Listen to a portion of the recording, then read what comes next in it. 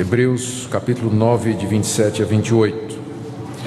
E assim como aos homens está ordenado morrerem uma só vez, vindo depois disso o juízo, assim também Cristo, tendo se oferecido uma vez para sempre para tirar os pecados de muitos, aparecerá segunda vez sem pecado aos que o aguardam para a salvação. Aqui nesses dois versículos nós temos 4 verdades fundamentais e que se constituem no alicerce do cristianismo. Primeiro, que todo mundo vai morrer e só vai morrer uma vez. Você não vai morrer 2, você vai morrer uma. Segundo, que depois da morte você vai ser confrontado com o juízo. Você vai prestar conta da sua vida diante de Deus logo depois da morte.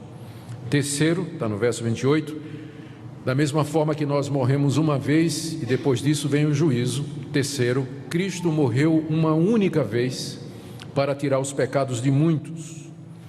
E quarta verdade, Ele aparecerá uma segunda vez, não para salvar, mas para aqueles que o aguardam para a salvação. Essas 4 verdades podem ser tomadas como sendo o fundamento ou pilar da fé evangélica, e essas verdades nos ajudam a fazer a distinção entre aquilo que é o verdadeiro evangelho, a verdadeira religião, e aquilo que se passa por isso no mundo de hoje. Deus que tem um plano para a história. A história tem um começo, um meio e ela se encaminha para o fim. E nós estamos inseridos nessa história. Nós também tivemos um começo, temos uma existência e ela aponta para uma realidade final. E é nessa perspectiva que o cristianismo se insere e nos chama e nos alerta de que o tempo é agora e que o momento é aqui, que nós vivemos uma vez e que nós temos que usar essa vez da maneira correta, porque nós não teremos uma outra oportunidade. É nesse ponto que o cristianismo é diferente de outras religiões, porque ensina essa realidade. Aos homens está ordenado morrer uma vez, depois da morte vem o juízo. A redenção está num ato único feito por Jesus Cristo para nos salvar, e a história se encaminha para o seu fim com a vinda de Jesus Cristo, que vai aparecer uma segunda vez para aqueles que o aguardam para a salvação. Por isso a coisa mais importante da sua vida não é você ser próspero, rico, arrumar um casamento, ter um carro, uma casa, uma boa profissão, ser bonito, famoso. Não, a coisa mais importante da sua vida é se preparar para esse momento em que sua existência terrena haverá de cessar aqui. Porque o segundo ponto aqui que se segue a esse e que é fundamental no cristianismo é o que está aqui nesse verso, né, que vem em seguida, que diz que depois da morte vem o juízo. Eu sei que tem muita gente que gostaria que isso não fosse verdade, e por isso há tantas alternativas a isso ensinadas aí. Há pessoas que dizem que depois da morte acabou. Essa é a visão materialista, naturalista de mundo. Mas a realidade bíblica é que depois da morte, cada um de nós vai enfrentar o juízo. O juízo vai ser executado por Deus. O que a Bíblia nos ensina é que quando uma pessoa morre, o seu corpo vai para a sepultura e a sua alma chega na presença do Criador.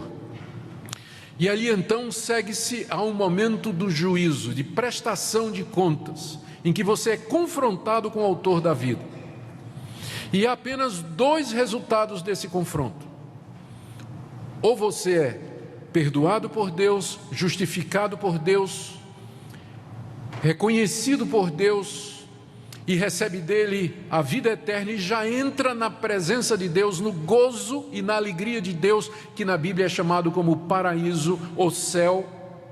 Ou então você será reprovado por ele, condenado por ele, pelos seus pecados, pelos seus atos de impureza, cometidos por pensamentos, palavras e obras, dos quais Deus tem pleno conhecimento de todos eles, e que serão trazidos diante de você, expostos como razão da sua condenação.